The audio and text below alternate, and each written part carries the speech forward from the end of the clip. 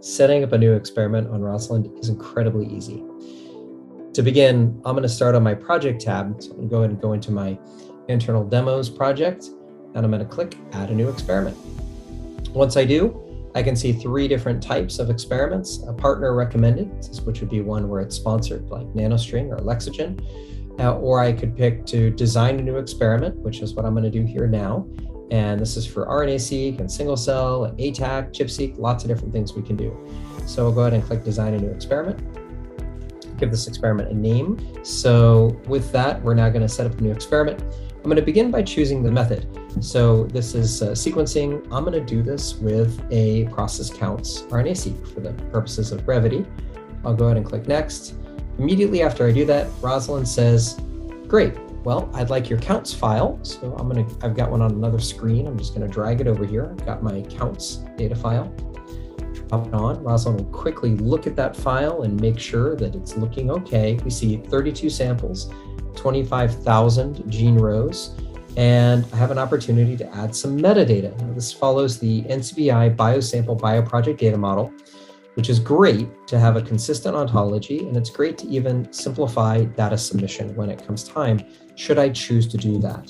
So I'm going to grab my attribute file, which I have over here. This is a very simple file, and I'll also guide you through some of that step here in a moment.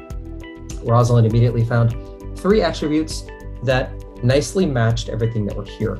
If I had something off, so for example, I was missing a sample or the data didn't connect, I'd get a few error messages. Rosalind would tell me, hey, you're missing a sample, or this data doesn't look right. So I received very quick validation. And as an example, let's say that I said, well, I'm not sure if it's normalized or raw, but maybe it's normalized. I don't remember what the bioinformatics team told me when they gave me this information.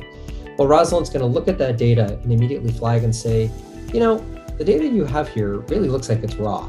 Are you sure that's not what you have? And gives a quick opportunity to understand that. Obviously, that is what I have, so I'm going to go ahead and flip it back over just to say, we try really hard to make sure there's sufficient intelligence to help guide you through this process to make sure you get quality results and avoid some of the typical pitfalls that we've heard from scientists and biologists over the last several years. So with that, I'll go ahead and click next. At this point, Rosalind's going to want to know, well, what's the species? Of course, we have many, many, many species in Rosalind. This happens to be human. And I did bring this in using the UCSC HD19 symbols and genome build. So I'm going to go ahead and click next. Rosalind's going to validate that my data file and all the gene symbols that I had used do conform to what's expected here. So already I'd added the attribute file in the beginning. So if I hadn't, I would be able to get this built out now. So we can see that I have cell line was added from the attribute file, treatment, and time course.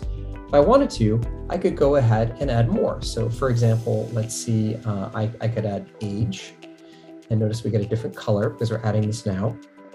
So if I want to do a custom one, like let's say I just wanted to call this custom, notice we have custom field 1, 2, and 3.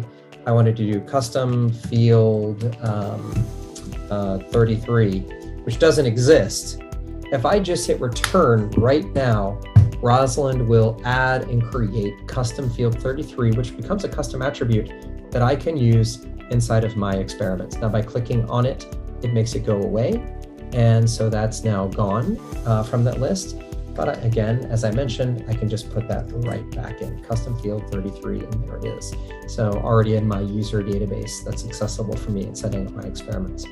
I've already configured this with these three values, so I'm not going to do that. I'm going to just go ahead and knock those off, keep these three primary ones.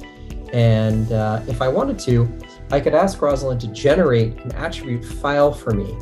And so this would take all the sample names and the information that I currently know and would export that into a CSV file. And then if I wanted to take where I had these three attributes I've already added, or I could add more, those would all be column headers. And then I could copy in and paste in all the associated sample annotation associated with each of these column headers. So the time course values, the treatment values, the cell line values for every sample. And then that would be available to me when I re-upload my attribute file. This is already set, so I can go ahead and click next. I can now see all of the values that were included in that attribute file. So, and I have the ability to delete any individual sample that I might want to here. And I can see all the attribute values or the values within the first 100 rows of the counts file to confirm everything is as it should be. If I need to change this, I can upload new files or edit my attributes. This is all fine. I'm going to go ahead and click save. And now we're ready to create a new comparison. And as I've said many times, it's always best to don't use sample names to build comparisons. It's the best way to make mistakes.